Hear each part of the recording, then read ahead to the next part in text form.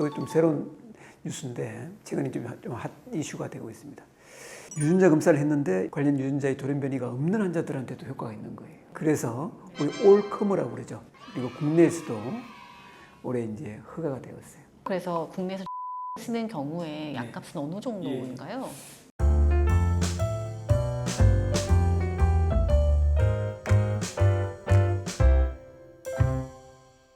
교수님, 이제 이어 전이성 거세 저항성 전립선 암에 대해서 얘기를 해볼 텐데요. 1차 치료제를 인정을 받고도 아직 급여권에 들지 못하는 치료제가 있다고요? 네네네. 거세저항성 전립선암에 이제 여러 가지 약제들이 다행스럽게 완전급여다 혹은 선별급여다 해가지고 이제 많이 들어왔는데, 안젤리나 졸리라는 우리 여배우 때문에 잘 알려져 있는 브라카 유전자, 여성에서는 유방암, 난소암, 자궁내막암, 남녀공익 췌장암, 남자들한테 전립선암이거든요. 그래서 브라카 유전자 변이가 있는 환자들한테서도 이제 파포 억제제라고 하는 이 항암제가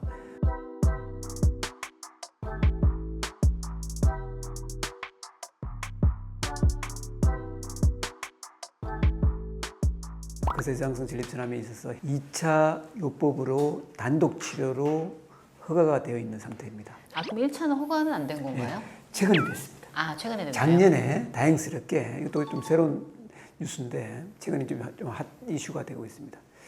이전에는 이 파포 억제제라고 하는 림파자가 특정 이 브라카 유전자 변이가 있는 환자들한테서 아주 드라마틱한 그런 항암 치료가 이제 나온 거죠.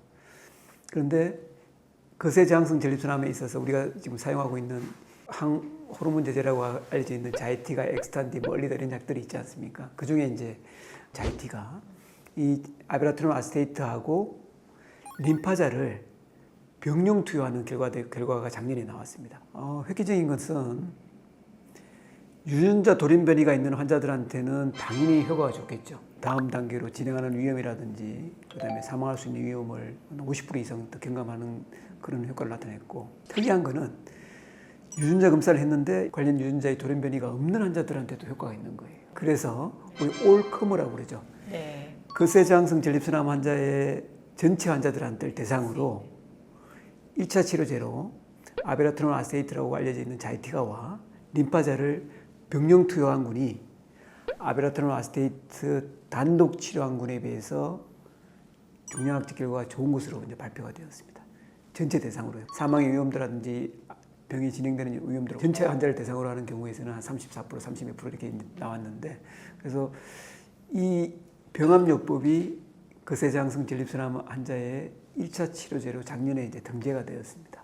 그리고 국내에서도 올해 이제 허가가 되었어요. 일단 국내에서는 그 백볼이 되는 3상 임상시험 대상자인 올커머, 그러니까 거세저항성 전체 환자를 대상으로 해서 일단 허가는 받았습니다. 교수님, 네. 브라카 변이에서도 급여가 잘 안 되는데 이게 전체 환자로 됐고, 그렇죠. 심지어 약이 2개 합쳐졌으면 약가가 더 올라갔을 것 그렇죠. 같고, 급여를 받기가 굉장히 어려울 것 같은데요. 예. 그래서 이제 2차 이상으로서 단독요법, 그러니까 브라카 변이가 있는 단독요법이 아직도 비급여입니다. 그러니까요. 아직도 비급여고, 이거는 저는 사실 아직도 이해를 할 수가 없어요. 브라카 유전자 변이가 일어나는 게 그렇게 많은 환자들이 아니거든요. 전체 환자 몇 %라고 하셨었죠? 전이가 있는 거세저항성 전립선 환자의 30%가 안 돼요. 그러니까 한 4%, 한 12%는 부모나 이제 그 위에 가족들한테 물려받는, 우리가 이제 소위 말하는 돌연변이라고 그래서 이제 물려주고 물려받는. 네. 그다음에 암 조직이 분화하면서 이런 브라카 돌연변이를 갖는 게 한 절반 정도거든요. 그래서 작게는 한 24% 정도의 환자들이 이 브라카를 포함하는 유전자 손상이 있을 때 복구하는 그 관련 돌연변이가 있습니다. 그 중에 이제 중요한 게 브라카 1, 브라카 2, ATM 뭐 여러 가지가 있는데 그거 다 합쳐서 한 24%에서 한 25% 정도의 돌연변이 보이거든요. 그 중에서 획기적으로 이 림파자의 효과를 보는 거는 브라카 1, 브라카 2 환자들입니다. 근데 그 환자들만 따지면 사실은 20%도 채 안 됩니다. 근데 이 환자들은 이 치료제가 희망이거든요. 그렇다면 당연히 2차에서 적용하는 이 단독요법은 당연히 급여가 되어야 되는데, 이게 이제 급여를 만들어주는 이 시스템이 뭔가 좀 이제 좀 잘못된 부분들이 있습니다. 이거는 좀 약간 정책적인 거기 때문에 그렇고, 지금 말씀하신 이제 1차 치료제로 아베라트론 아세테이트라는 이 약제와 림파자와 같은 이 파프업기제의 병용요법은 전체 환자들 대상으로 허가는 받았겠지만 급여의 길은 더욱더 힘들겠죠, 사실은. 그렇죠. 단독이 안 됐기 때문에. 네, 네. 네. 그래서 국내에서 림파자를 쓰는 경우에 약값은 어느 정도인가요? 림파자라는 약을 거세저항성 전립선암의 2차 약제로 이제 사용하는 경우에는 대한혈액암협회라든지 이런 약과 환급 정책을 통해서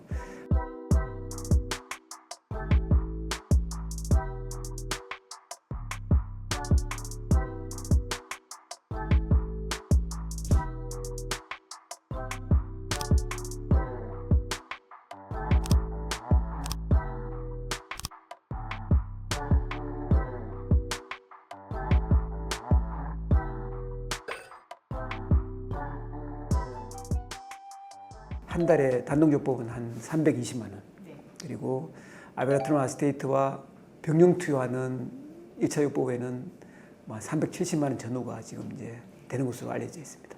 물론 그래도 너무 비싼 약이에요. 비용이 상당한데요. 그럼에도 불구하고 이 약제를 비급여로 쓰시는 분들이 있으실까요? 예. 현재 제가 알기로는 전립선암 환자들한테서 브라카 유전자 변이가 있는 환자들한테서 지금 한 달에 신환, 그러니까 새롭게 투여되는 이 파프 억제제 올라파립이라는 림파자 처방 건수가 평균 한 10건 되는 걸로 알려 있습니다. 임상 안 하고 안 하고 실제 10명. 리얼 실제로 프랙티스에서 사용하고 있는 게 320만 원 정도의 약가를 이제 지불하면서 지금 하고 있는 게 한 10명. 그다음에 제가 이제 말씀드렸던 다른 암종이 뭐 유방암, 난소암, 췌장암 이런 환자들한테 비급여로 처방되는 경우가 또 한 달에 한 30명, 30명 정도가 되는 것으로 알게 됩니다.